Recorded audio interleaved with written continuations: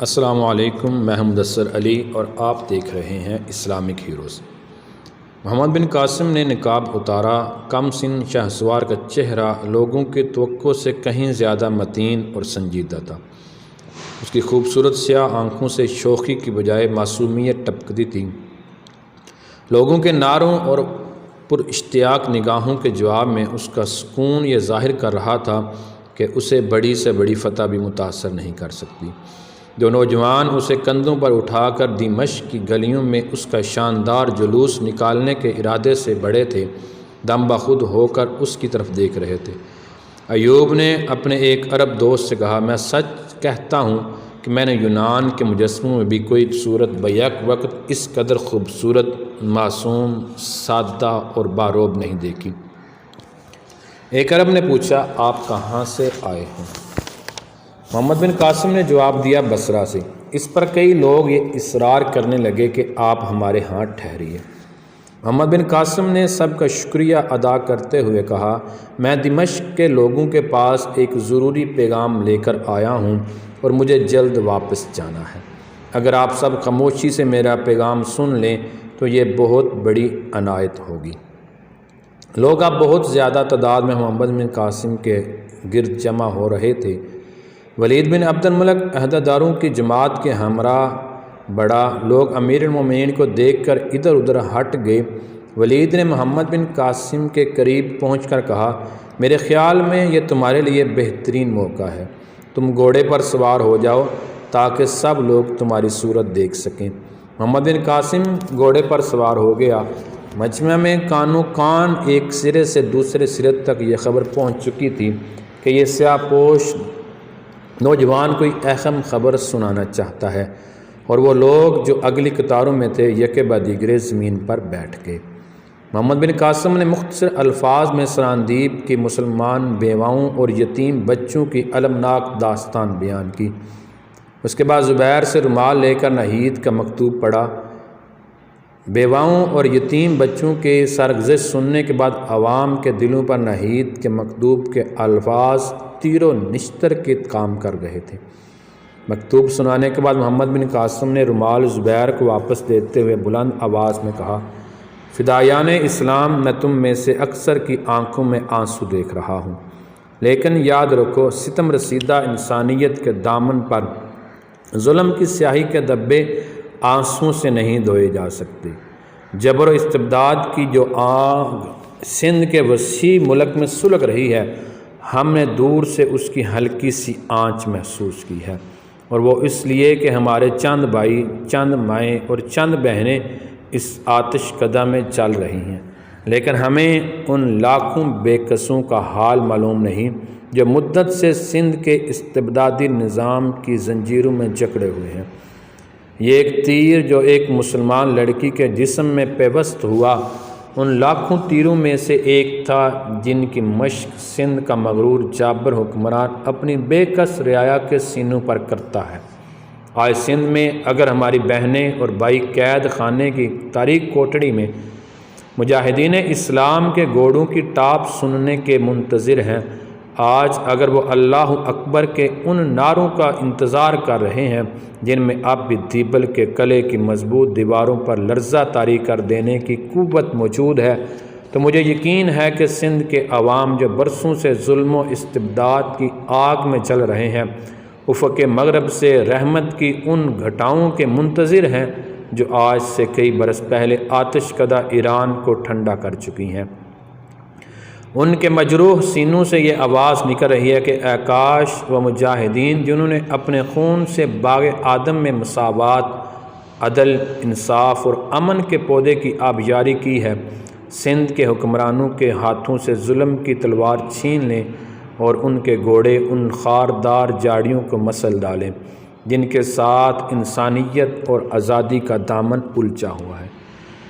مسلمانوں، یہ خبر ہمارے لیے بری بھی ہے اور اچھی بھی۔ بری اس لیے کہ ہمیں اپنے بھائیوں اور بہنوں کا حال سن کر دکھ ہوا، اور اچھی اس لیے کہ حق و صداقت کی تلوار کے سامنے کیسر و کسریٰ کی طرح ایک اور مغرور سر اٹھا ہے۔ آؤ اسے بتا دیں کہ ہماری تلواریں کند نہیں ہوئیں۔ گزشتہ چند برسوں میں ہمارے اندرونی خلفشار نے ہمیں بہت نقصان پہنچایا ہے۔ وہ سلطنتیں جو ہمارے آباء و اجداد کے نام سے تھراتی تھیں، آج ہمارے خلاف اعلان جنگ کر رہی ہیں۔ ایک مظلوم لڑکی کا یہ خط اگر تمہاری رگوں میں حرارت پیدا نہ کر سکا تو یاد رکھو روئے زمین پر ہماری عظمت اور عروج کے دن گنے جا چکے ہیں۔ لیکن میں مایوس نہیں ہوں، میں تم میں سے کسی کے چہرے پر مایوسی نہیں دیکھتا۔ میں صرف یہ کہوں گا کہ ایک شجاع قوم غفلت کی نیند سو رہی ہے، اور اس قوم کی ایک غیور بیٹی بلند آواز میں یہ کہہ رہی ہے، اسلام کے غیور بیٹو، تم تو روئے زمین کی ہر بہو بیٹی کی عصمت کی حفاظت کے لیے پیدا ہوئے ہو، اور آج تمہاری یہ حالت کہ تمہاری اپنی بہو بیٹیوں کو پابا زنجیر برہمن آباد کے بازاروں میں کھینچا جا رہا ہے۔ عوام جذبات سے مغلوب ہو کر ولید بن عبد الملک کی طرف دیکھ رہے تھے۔ ایک معمر شخص نے آگے بڑھ کر کہا، اگر ہم سے پہلے یہ خبر امیر المومنین تک پہنچ چکی ہے تو ہم حیران ہیں کہ انہوں نے ابھی تک سندھ کے خلاف اعلان جہاد کیوں نہیں کیا۔ ہجوم آتش فشاں پہاڑ کی طرح برا بیٹھا تھا، چاروں طرف سے جہاد جہاد کے فلک شگاف نعرے گونجنے لگے۔ محمد بن قاسم نے دونوں ہاتھ بلند کرتے ہوئے لوگوں کو خاموش کیا اور پھر اپنی تقریر شروع کی۔ میرے مخاطب وہ لوگ نہیں جو ایک ہنگامی جوش کے باعث چند نعرے لگا کر خاموش ہو جائیں۔ زندہ قومیں نعرے بلند کرنے سے پہلے اپنی تلواریں بے نیام کر کے میدان میں کودتی ہے۔ تم دمشق میں چند نعرے لگا کر ان نگاہوں کی تشفی نہیں کر سکتے جو یہاں سے ہزاروں میل دور تمہاری تلواروں کی چمک دیکھنے کے لیے بے قرار ہیں۔ امیر المومنین کو اپنی ذمہ داری کا احساس ہے، لیکن انہوں نے ابھی تک تمہارے نعرے سنے نہیں۔ کاش ان نعروں کے ساتھ وہ تلواریں بھی نیام سے باہر آنے کے لیے بے قرار ہوتی جن کی نوک کے ساتھ تمہارے آباء و اجداد سطوت اسلام کی داستان لکھ چکے ہیں۔ میں دیکھنا چاہتا ہوں کہ قادسیہ اور اجنادین کے مجاہدوں کی اولاد میں زندگی کی کوئی رمق باقی ہے یا نہیں۔ اس میں شک نہیں کہ ہماری تمام افواج ترکستان اور افریقہ کے میدانوں میں مصروف جہاد ہے، لیکن تم میں سے کون ایسا ہے جو تلوار کا استعمال نہیں جانتا؟ اگر ہمت کریں تو ہم سندھ کے میدانوں میں یرموک اور دمشق کی یاد پھر زندہ کر سکتے ہیں۔ آج تم کو اپنے آباء و اجداد کی طرح یہ ثابت کرنا ہے کہ ضرورت کے وقت ہر مسلمان سپاہی بن سکتا ہے۔ اب تمہاری تلواریں دیکھ کر میں امیر المومنین سے اعلان جہاد کی درخواست کرتا ہوں۔ محمد بن قاسم گھوڑے سے اترا۔ اس کی تقریر کے اختتام تک کئی بوڑھے اور نوجوان تلواریں بلند کر چکے تھے۔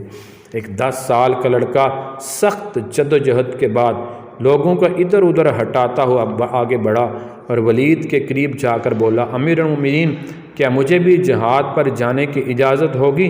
مجھے معلوم نہ تھا، ورنہ میں تلوار لے کر آتا، لیکن میں ابھی لے کے آتا ہوں، آپ انہیں تھوڑی دیر روکیں۔ ولید نے پیار سے اس کے سر پر ہاتھ رکھتے ہوئے کہا، تمہیں ابھی چند سال اور انتظار کرنا پڑے گا۔ لڑکا دل برداشتہ ہو کر محمد بن قاسم کے قریب آ کھڑا ہوا۔ ولید کے اشارے پر ایک شخص ایک کرسی اٹھا لایا اور اس نے کرسی پر کھڑے ہو کر کہا، اس نوجوان کی تقریر کے بعد مجھے کچھ اور کہنے کی ضرورت نہیں۔ خدا کا شکر ہے کہ تمہاری غیرت زندہ ہے۔ میں سندھ کے خلاف اعلان جہاد کرتا ہوں۔ ہجوم نے پھر ایک بار نعرہ بلند کیے۔ ولید نے سلسلہ کلام جاری رکھتے ہوئے کہا، میں یہ چاہتا ہوں کہ ایک ہفتے کے اندر اندر دمشق کی فوج بصرہ روانہ ہو جائے۔ وہاں اگر محمد بن قاسم جیسے چند اور نوجوان موجود ہیں تو مجھے یقین ہے کہ کوفہ اور بصرہ سے بھی سپاہیوں کی ایک اچھی خاصی تعداد جمع ہو جائے گی۔ آپ میں سے جن لوگوں کے پاس گھوڑے نہیں ان کے لیے گھوڑوں، اور جن کے پاس اسلحہ جات نہیں ان کے لیے اسلحہ جات کا انتظام کیا جائے گا۔ میں جو اہم ترین خبر آپ کو سنانا چاہتا ہوں وہ یہ ہے کہ محمد بن قاسم کو سندھ پر حملہ کرنے والی فوج کا سپہ سالار مقرر کرتا ہوں۔ میں نے اس ہونہار مجاہد کے لیے عماد الدین کا لقب تجویز کیا ہے۔ آپ دعا کریں کہ یہ صحیح معنوں میں عماد الدین